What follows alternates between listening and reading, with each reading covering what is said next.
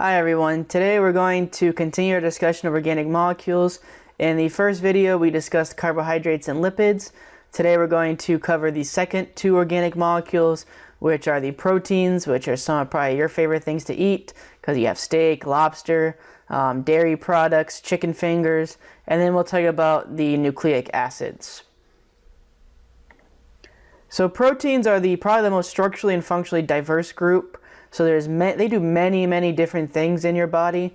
Really, they're involved in almost everything in your body. They're your enzymes. So they're going to actually help break down some food and build up some things. So pepsin digests protein in your stomach. DNA polymerase actually replicates your DNA, which we'll discuss about halfway through the year, probably in about January. They're structural, keratin and collagen found in your hair and your muscles. So they provide joints, those kind of things. They also act as carriers and transporting. Hemoglobin carries oxygen. Aquaporins are the channels that allow water out of your cells and into your cells. They're involved in communication. Insulin controls your blood sugar, so they're signals. They're receptors to receive the signals from other cells. They're part of your defenses, antibodies. They act in movement, which is probably the one that most people think about when they think about proteins. They think of muscles. So you have actin and myosin found in your muscles to help move your muscles and cause locomotion. And one lesser known function is that they also have some storage. So some bean seed proteins store some energy, but that's not a very common one. Mostly it's these other ones. So you notice there's a lot of different functions out there. However, on the test, it would be very difficult for me to answer or ask one of those kind of questions. It's easier to ask me what is proteins not involved in. Well, proteins usually are not used for energy until they're the only source left. So which of the following is a function of a protein? The enzymes, structure, defense, energy source. The answer would be energy source. So only time you use proteins for energy is when you're on that desert island and you're starving and there's nothing left. So then your body's going to start breaking down your muscle to use as energy. But until that point, they are not to be used as energy.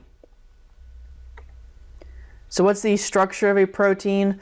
So you notice the first three ingredients are very common ingredients: carbon, hydrogen, and oxygen. CHO, which we saw in both carbohydrates and lipids. However, the new addition is now proteins have nitrogen in it, N, and sometimes sulfur. So the acronym for that is CHONS. So carbohydrates and lipids have CHO, proteins have CHONS: carbon, hydrogen, oxygen, nitrogen, and sometimes sulfur. What is the monomer unit of a protein? The building blocks of all proteins are amino acids.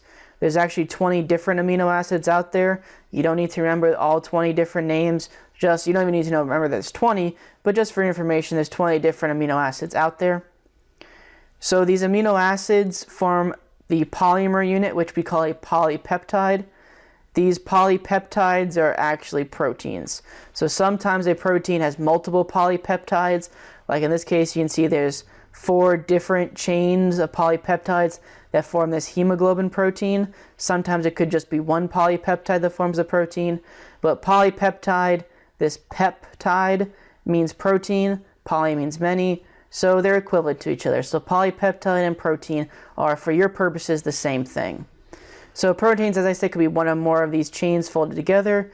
Most proteins are quite large and complex, and one of the key concepts is that proteins have a complex 3D shape, which I'll discuss further in a minute. But this 3D shape is very important to protein function. Amino acids. The structure of amino acid is here on the right. So you can see that has a central carbon atom right here. So there's your central carbon. On one side, it has an amino group. Amino group means you have a nitrogen in it, so this is the amino group. You have a carboxyl group, which is the other side, which is the COOH.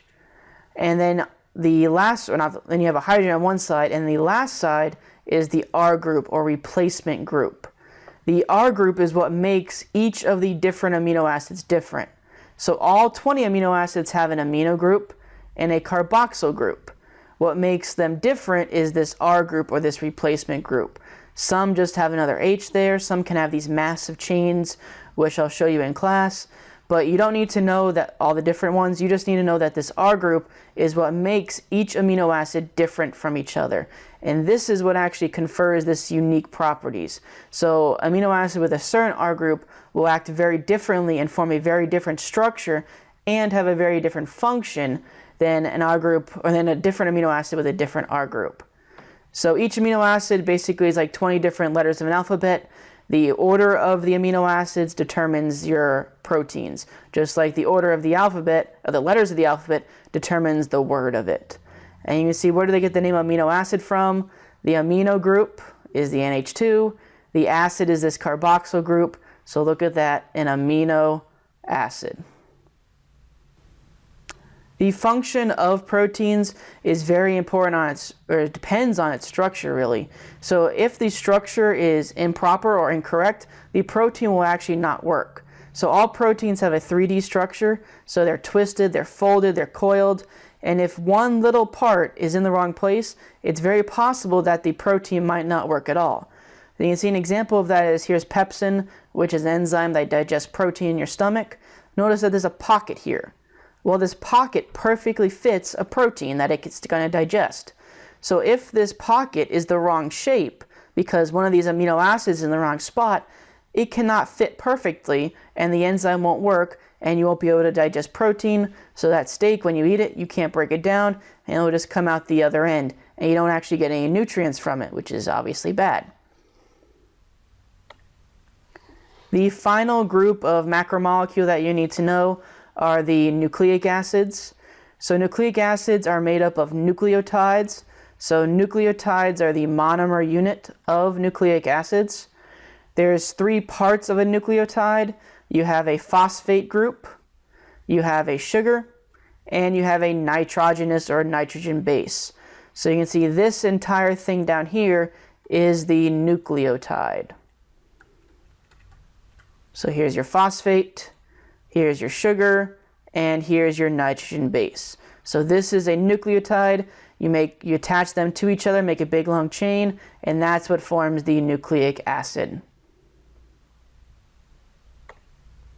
There are 2 types of nucleic acids that you need to know. The first one is DNA, or deoxyribonucleic acid. That's the big long name for it. So the function of DNA is to store the genetic code for its own replication and for the sequence of amino acids in proteins. So its job is storing genetic code. So the function of DNA is to store the code to make the proteins that your body needs to survive. The other type of the other type of nucleic acid out there is RNA, or ribonucleic acid. So DNA's job is to store information. RNA's job is to translate that code. So DNA is storing, RNA is actually moving the code and translating it into amino acid sequence. So those are the 4 macromolecules that you need to know.